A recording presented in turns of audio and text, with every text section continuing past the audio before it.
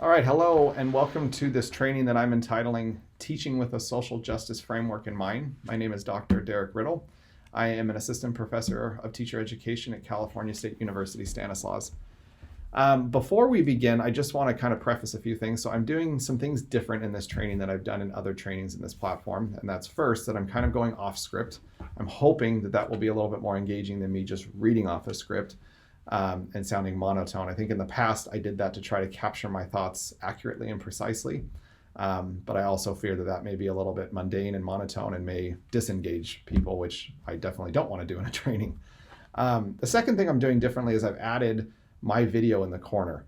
And I think when we talk about educational equity and social justice, I think the authors and the authority is an important variable to consider in terms of who we listen to and what we're listening to. And so I want to be fully transparent in this training that I, again, am a white heterosexual male.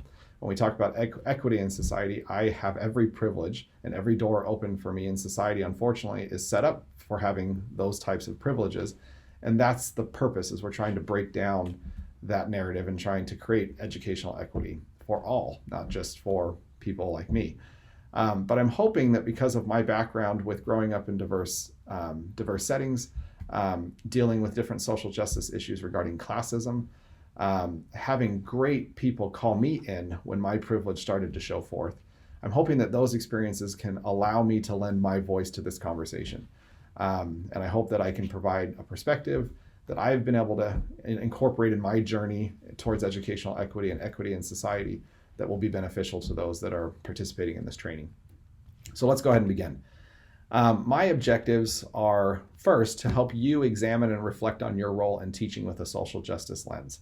I think when we think, I know that, well, let me backtrack. I know as teachers, we have a lot on our plate, and I'm not trying to add more onto our plate. What I'm suggesting is that I think our role as teachers, we have a big responsibility in helping the students that we currently serve who are growing up in a very complex and diverse society to encounter that and to counter that successfully. And unfortunately, we can't get to that with just teaching math, English, science. We have to be able to couple that with some social justice training so that our students, the rising generation, are growing up in a world that's very diverse and complex, but that they hopefully, through our efforts, will be able to mitigate, if not abolish, some of this kind of hate and bigotry that exists in our world today. I know a big ideal, very ambitious, but again, it's, I think, a goal that we're all working towards. A second objective is to help you identify resources for incorporating a social justice framework into your curriculum, because the next question will be, hey, I'm for that, but how do I do it?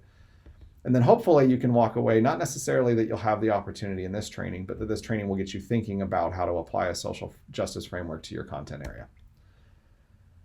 I advocate for myself and for my students to talk about the why. So why do we need to do this? Why should we have social justice? And really, why is this important for me? And I think Nelson Mandela sums it up really nicely. Education is the most powerful weapon which you can use to change the world. That's our job. Our job is to help the rising generation to go forward, to be empowered, to be emboldened, to do good works in society and in their own life. And we want them to be successful in that way, successfully engage in and be prepared for college and career readiness, as well as successfully engaging in civil discourse and just the civics of life. So again, I think that's why we're doing this, and that's why we need to have this conversation. So before we begin, and I'm okay if you pause the video for a minute and you want to even have this conversation with somebody nearby or with yourself, that's fine. But how comfortable are you with engaging in critical conversations and actions towards inequity issues regarding race, gender identity, sexuality, and other topics of diversity? And I want you to think about that on a Likert scale, from 0, like I'm not comfortable at all, to 10, I feel pretty comfortable with that. And some of us are going to be along this spectrum and along this spectrum in other ways. But I think it's important for us to first recognize, where do I stand in this moment and where do I need to go? So the genesis of where this particular training is coming from. So as I've kind of alluded to, the current climate, we just have recently experienced a horrific tragedy with the New Zealand terrorist attacks. And that, again, promotes this idea that bigotry, hate, and this type of narratives out there. And it's one that we need to recognize is out there and do our best to try to mitigate, if not abolish. I was recently at a policy conference with our dean and department chair and a few other colleagues in Sacramento, and my department chair wisely shared this idea, this question about how we as faculty are helping our teacher candidates teach educational equity or to understand education from an equity standpoint. And so with that question in mind, I got to thinking this might be a training that begins to move us, in that direction. And I also went and looked at the teacher performance expectations for pre-service teachers in California. And I'll have you read those on your own. But one that really stuck out to me is this piece on recognizing our own values and implicit and explicit biases and the way in which those biases positively or negatively affect teaching and learning, and or how we work to mitigate any of those biases in our students or others that impact teaching and learning of our students. And so if this is what California is expecting of our teachers, to equip you with this mindset and mind frame. And so again, this training is just a step in the direction of helping prepare our candidates and other teachers for meeting this goal. So finally, too, while we go through this, I want you to be thinking about, am I responsible for social justice work? What responsibilities can I take on? What responsibilities should I take on? And where do I start? Again, I don't want this training to make you feel like I'm not doing enough. It's just a start to say, what more can I do and what can I do to help with this? I'm not expecting that you completely change your curriculum or your philosophy overnight, but again, it's a step in that direction. So questions you should consider about your role as we go through this training. So a majority of really what I want to talk about is this teaching, or giving you this resource giving you a resource, which is called Teaching Tolerance. I'm going to go ahead and click it. And this is a phenomenal resource. And I'm just going to go through it briefly and allow you to stop the video and spend some time with it as well. So this resource has classroom resources anywhere from lessons, from plans to student texts and student tasks, teaching strategies, films. And what I really like is this idea that you can build a learning plan saying, I really like this idea, but how can I incorporate it into my own content? And they'll essentially help you do that, which I think is great. There's professional development that you can engage in your own time and when you have time to. A phenomenal magazine which I would subscribe to that have very practitioner-based articles on how to incorporate social justice in the classroom.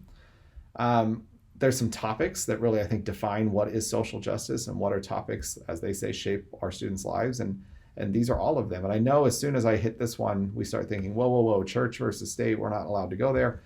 And I think we need to be very careful in understanding that our students have religious beliefs that are played out in our classroom and that we can be sensitive around that.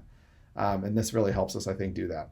And so there are a lot of great topics here that define really what is social justice, what is educational equity. My favorite part of this website is this idea that they have created social justice standards. And I know some of my pre-service candidates right now are just moaning, thinking, my gosh, we have content standards, literacy standards, ELD standards, and now you're going to throw social justice standards at us again. Pause that for a minute and recognize that this is not something that you have to do every day per se. It's something that you have to try to figure out what makes sense for you. But again, I'm encouraging you, these are standards that can help move you in a direction that you're teaching social justice to your students and helping them have a more equitable lens in their life. I also really like this piece. And again, more of the practical pieces that you can go through as well that I'll let you look through on your own. But it's this idea where I feel like this conversation with social justice in the curriculum or teaching with a social justice lends itself to fit really well in history classrooms and English language arts classrooms for a couple of reasons. So when I think about teaching history, we're talking about, and I shared this the other night, this idea of whose history are we teaching? And typically we're teaching the white history or the winner's history, as we call it. And we have to stop. We have to really unpack history and what history is being shared and what history is not being shared and help our students see that and see history from kind of a multicultural viewpoint. Same thing in English. We traditionally like to teach from the canon, and the canon unfortunately does not represent our student body today.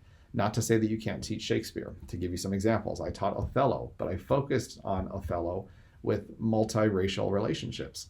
I focused on Taming of the Shrew, but not necessarily just for English sake or language sake. I focus specifically on inequity issues that exist with women. So these things can still be taught. If you're teaching with a social justice lens, I think it can really enrich that experience. And then some of these other things, podcasts and different things you can look at. So again, the purpose was to help you see this resource, kind of give you an idea of what's available and give you some time to explore it on your own. So in wrapping up this presentation, I just want to go ahead and give you an example of what I had done in using social justice in a particular lesson when I taught English language arts in a high school setting.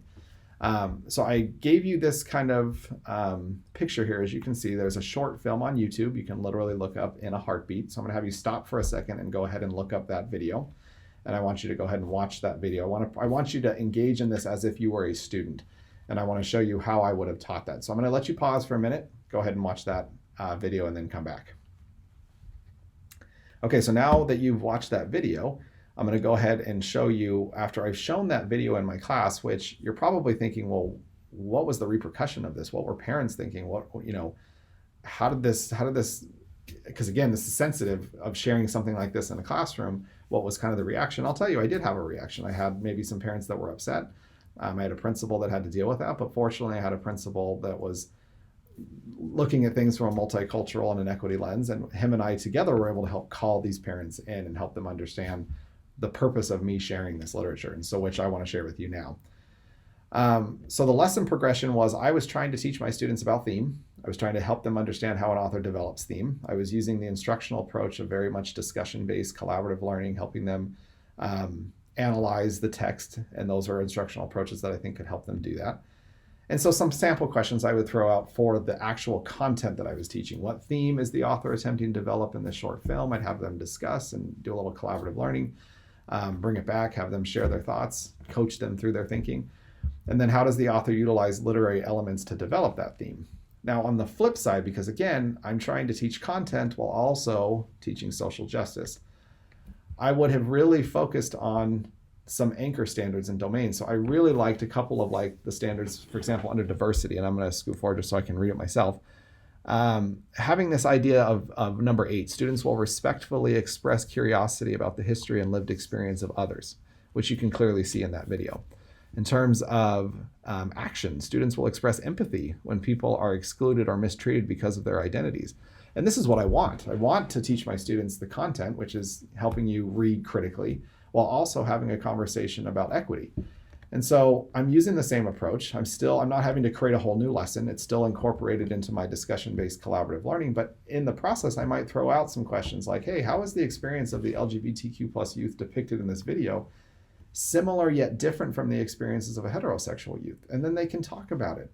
And we can start talking about the author's perspective and how the author tried to create a theme that lends us to having this kind of conversation. Another question I might have thrown out is, how can members of society show more empathy to LGBTQ+ youth? Because again, these are students in your class that are coming from homes that have potentially toxic narratives, whether that's explicit or implicit. And we have to help unpack that a little bit for our students. Again, not to have any political agenda, but our goal is to teach content with a social justice lens, and this is a way that we can do that. So again, this is very much the beginning. This is just touching base. I'm trying to make this just a short training to get people thinking. I would love for you to join my Discord conversation if you have questions for me, or if you want to engage in this conversation with others as we seek to move this social justice work forward and teaching from a social justice lens. And at any time, feel free to email me and set up a time to meet with me, and that we can discuss this further. And I'd love to hear more from you on how I can continue even in my journey of teaching with a social justice framework in mind. So thank you for indulging me and participating in this training.